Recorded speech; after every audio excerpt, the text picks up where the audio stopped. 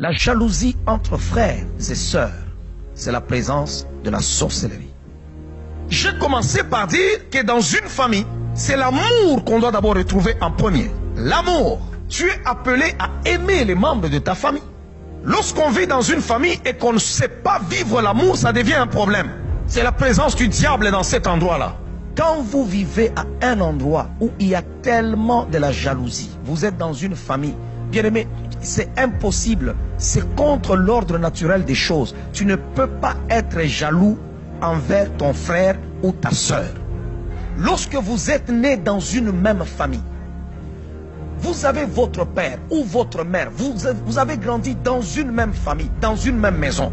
C'est contre nature lorsque ton frère a une belle voiture, lorsqu'il a une maison, lorsqu'il a un bon compte, lorsqu'il a un bon mariage, lorsqu'il épouse une belle femme ou il épouse, je ne sais pas, un homme qui a des moyens, lorsqu'il a étudié plus que toi, lorsqu'il a un travail plus que toi. C'est contre nature que toi, son frère ou sa soeur de sang, tu puisses en être jaloux. C'est de la sorcellerie. Là où vous êtes en train de me suivre, si vous êtes jeune, vous pouvez être dans une même famille, vous trouvez que non, vous êtes enfant, chaque personne aura sa destinée. Nous ne sommes pas supposés vivre la même chose parce que nous sommes nés dans une même famille. L'autre peut être médecin, l'autre peut être musicien, l'autre peut être avocat, l'autre peut être pasteur, l'autre peut être je ne sais pas quoi. Et chacun doit être dans la joie pour ce qu'il réalise dans la vie.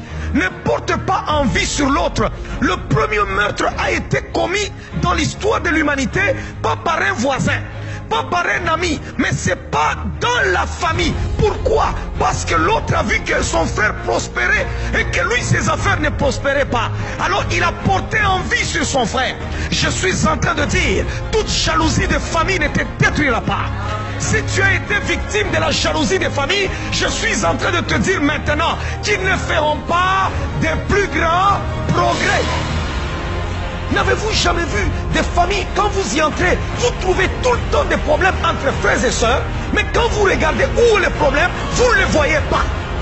Chacun a sa maison. Tu manges chez toi, l'autre mange chez lui. Tu as ton mari, l'autre a sa femme. Mais vous vous battez, pourquoi? Parce que personne ne paye l'autre. C'est la sorcellerie. Vous allez voir des gens, ils ont commencé depuis qu'ils sont là.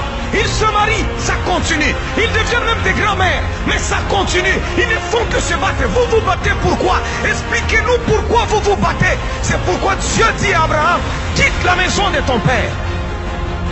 Ces disputes-là te semblent banales, mais laisse-moi te dire, c'est en train de tuer ta destinée.